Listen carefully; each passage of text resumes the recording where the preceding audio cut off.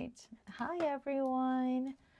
Welcome, welcome. Hello, my name is Audrey. Welcome to my studio. And lately, I've been exploring mixed media and I am just having a blast. If you've never heard of mixed media before, or if you're new to my channel, so first of all, if you're new, I paint mostly with water-based mediums like watercolor, gouache, acrylic gouache. And over the past couple years, I've been exploring like colored pencil, acrylics, and alcohol markers. Yeah, all of that jazz. And it's just been so much fun. Did I mention that?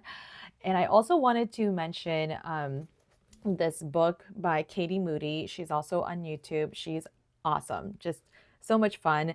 And I really love her videos.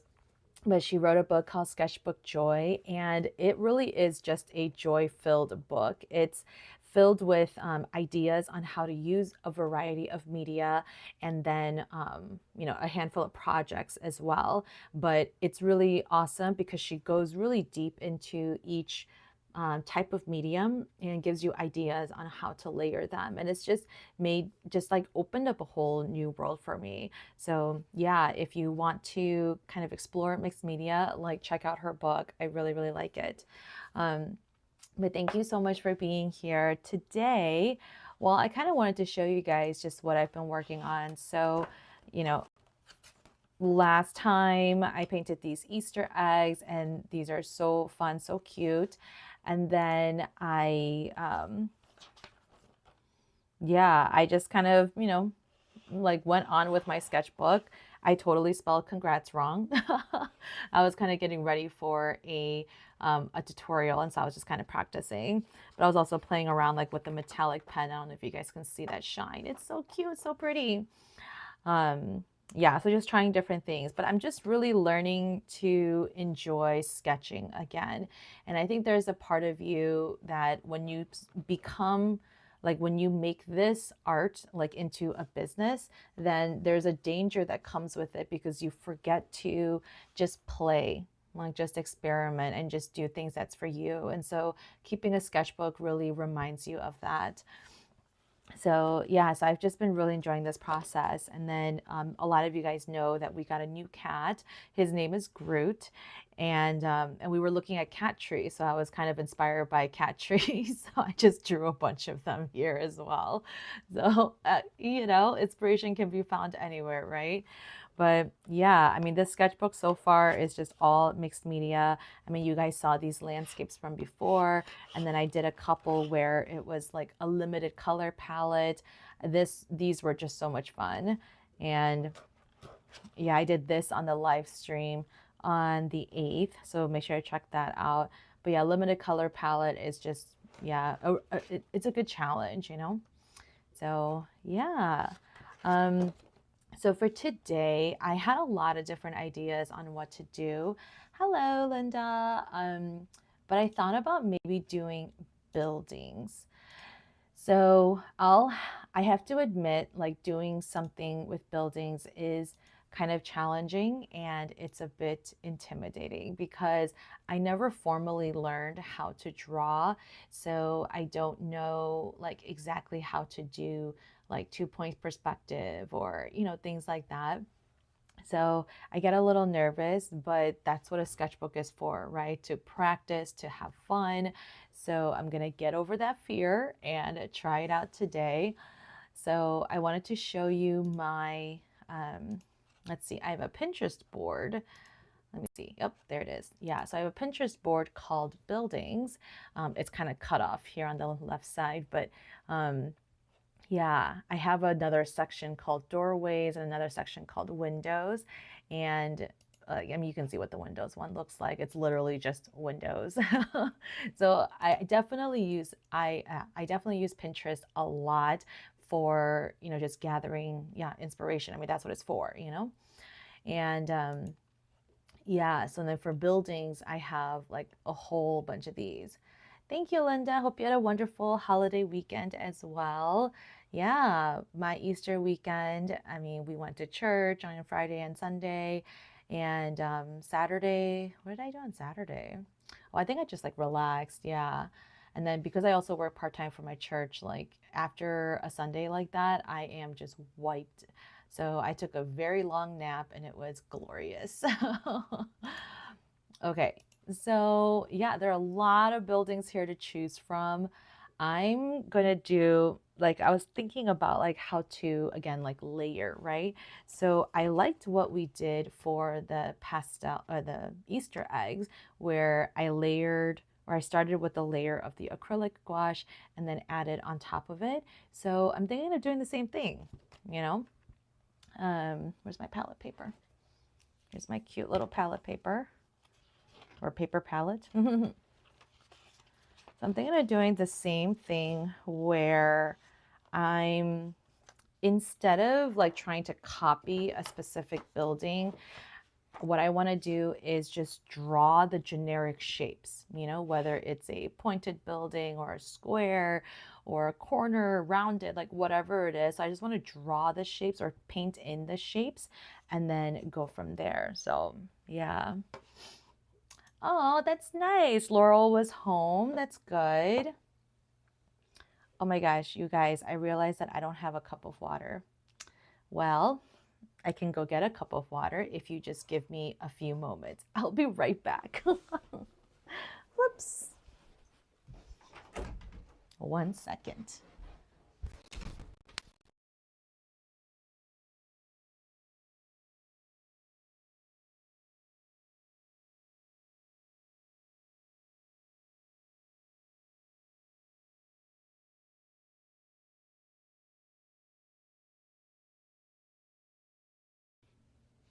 Okay, I got my water.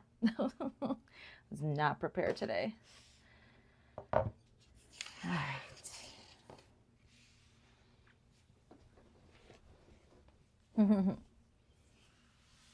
Thank you guys. All right. Yeah, so I'm really loving the acrylic gouache.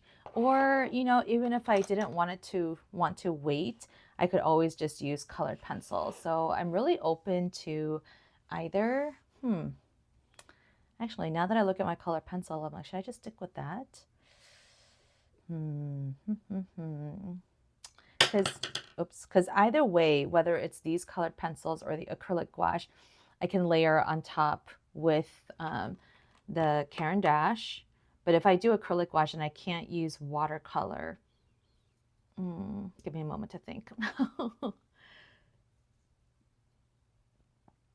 You know what? I think I'm going to use both.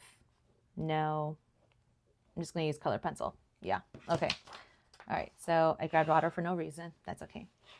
So I think I want to use the pencil just because then I can get like slightly more precise lines. So let's see. So I see a lot of different shapes, right? Like triangles, yeah, squares like this one. Yeah, so I'm just going to draw a lot of different shapes and then just go from there. Okay. Let me just zoom in just a little bit.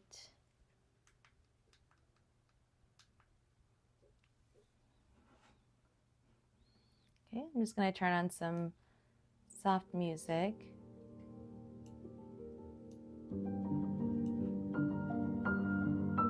But if you have any questions, yeah, please feel free to ask, okay?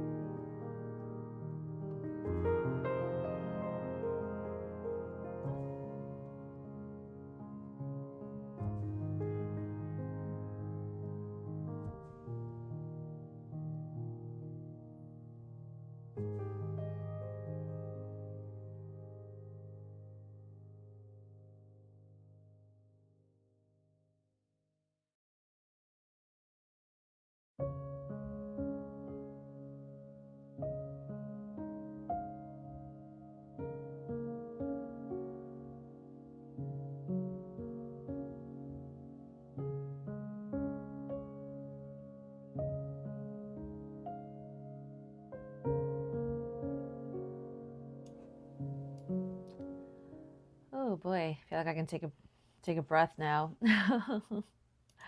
Well, here are the buildings that I made.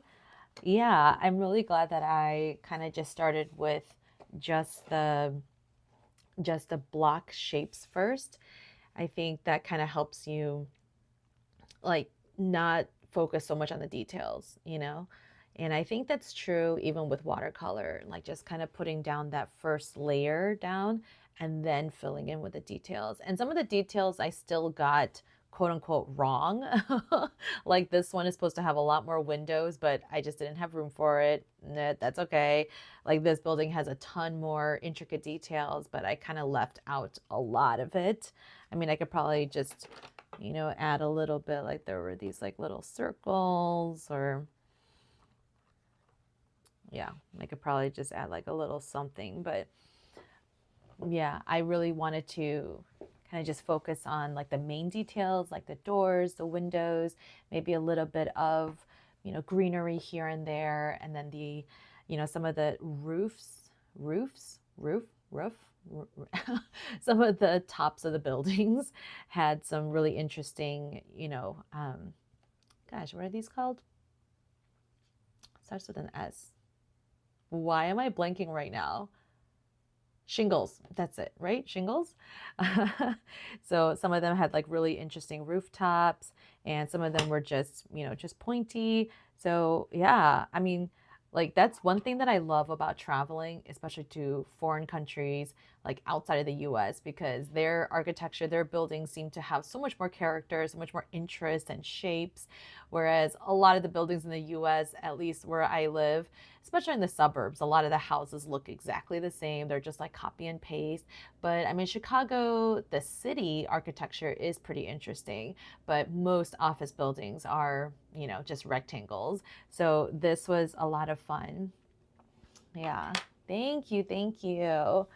Well, you guys, yeah, I mean, today was just colored pencil, but like I was going to do in the beginning, you could have easily just put down a layer of acrylic gouache or even watercolor, if you were going to use just color pencil on top.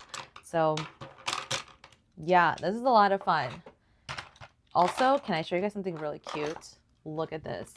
I bought these little crayon boxes from Amazon. I mean, it came with a lid, like it literally says crayon box. It did come with a lid, and then it, hooks on or clasps onto this, or yeah, buttons onto this. But I decided to cut off the lid because, as you can see, my crayons kind of stick out, so they're taller than the actual box. But that's okay. I mean, I want them to be easily accessible. So I was able to miraculously fit all of my colors just in these two sets. So yeah, these fit, wait, 1, 2, 3, 4, 5, 6, 7, 8, 8 times 6, so 48 colors. Yeah. So it fits perfectly. So this came in a pack of 4.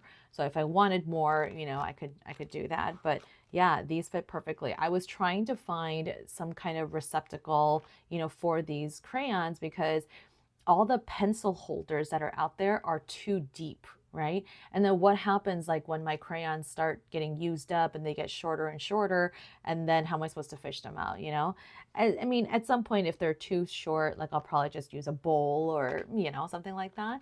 But for now, it being the height that they are, like this crayon box is just perfect. Okay. Anyway, this was a lot of fun. Yeah. You guys give it a try. I mean, when you're working on your sketchbook, like try to limit your color palette, just use a couple colors. And especially if you're going to do a subject where there are distinct shapes, like even if it's, butterflies or, I don't know, fruit or, just anything. If there is a distinct shape, just block out those colors and block out those shapes first. I think that'll really help you just get something on the paper, because that fear of the blank page is real, right? Sometimes still when I look at a blank page, I'm like, oh my gosh, I don't know what to do. So I still feel like that from time to time, but I think blocking out shapes just really helps you kind of, just kind of get past that. So yeah, whether it was, Easter eggs like this, or whether they're, rectangular, angular buildings like this, go for it. Yeah. Hi Val, have I seen the houses, the Hopi people? Ooh, gosh, I don't want to be completely wrong, but are they the Pueblos? Wait, now I have to look it up on my phone. Hang on a second. I want to say yes, but I want to make sure that I know what I'm talking about. Okay.